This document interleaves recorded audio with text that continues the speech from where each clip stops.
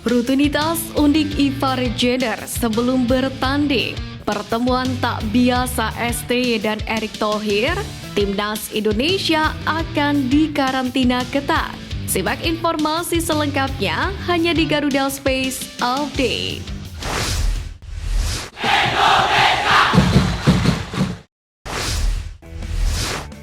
Pelatih Sintayong sudah merilis 22 pemain yang dipanggil untuk bergabung untuk petualangan di ronde kedua kualifikasi Piala Dunia 2026 zona Asia.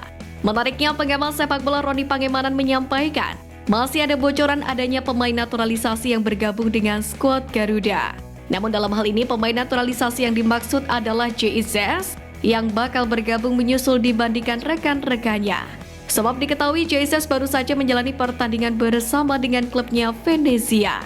Meski demikian, sebelumnya pelatih Timnas Indonesia Sintayong sempat memberikan kabar bahwa akan ada tambahan pemain keturunan naturalisasi yang lain.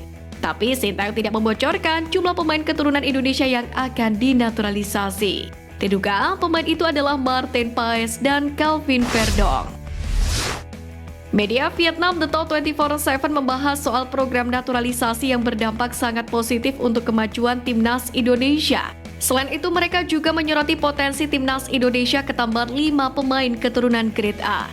Adapun kelima pemain yang dimaksud adalah Emil Audero Bulyadi, Kevin Dix, Miss Hilgers, Ole Romeni, dan terakhir Jairo Ridowol. Nama-nama pemain yang belakangan ini memang santer dikaitkan untuk bisa membela skuad Garuda. Dalam hal ini memang tidak bisa dipungkiri program naturalisasi yang tengah dilakukan PSSI berdampak instan pada kemajuan sepak bola Indonesia.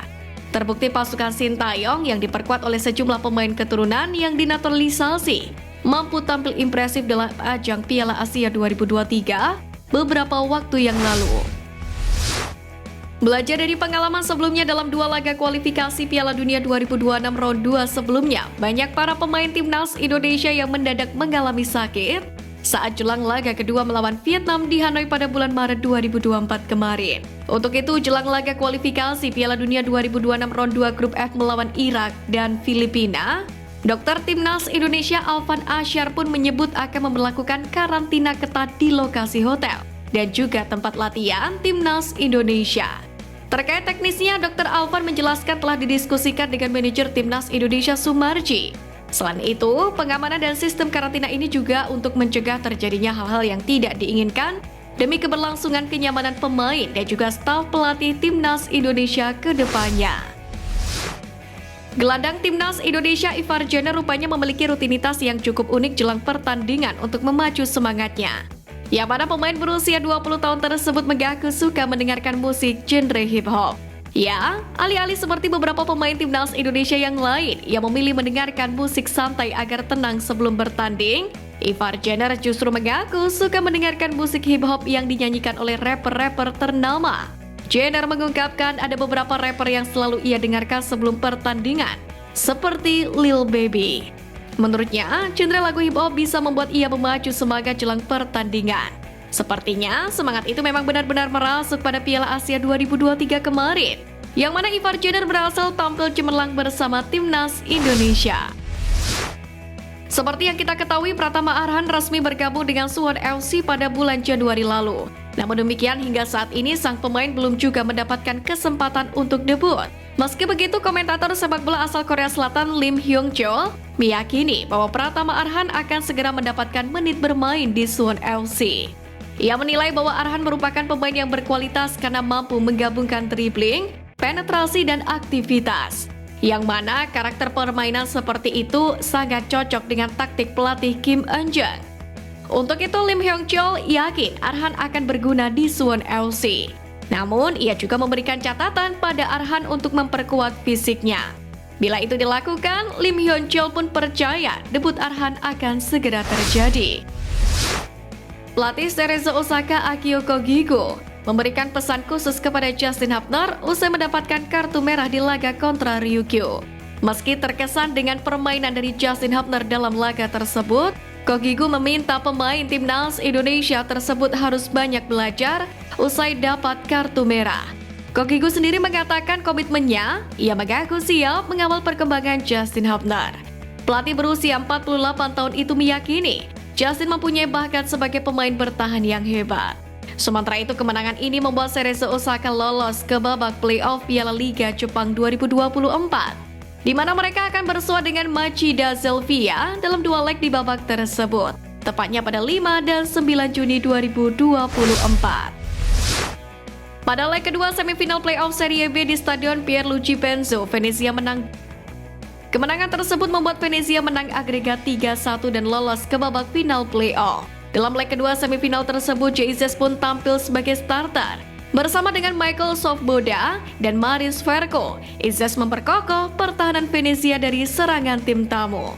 Sementara itu, sukses ini pun memberikan dampak tersendiri terhadap timnas senior yang akan berlaga di kualifikasi Piala Dunia 2026 zona Asia melawan Irak dan Filipina yang berlangsung pada 6 dan 11 Juni. Pasalnya, Izes hanya mempunyai waktu yang singkat untuk memulihkan kebugaran selepas menjalani jadwal padat.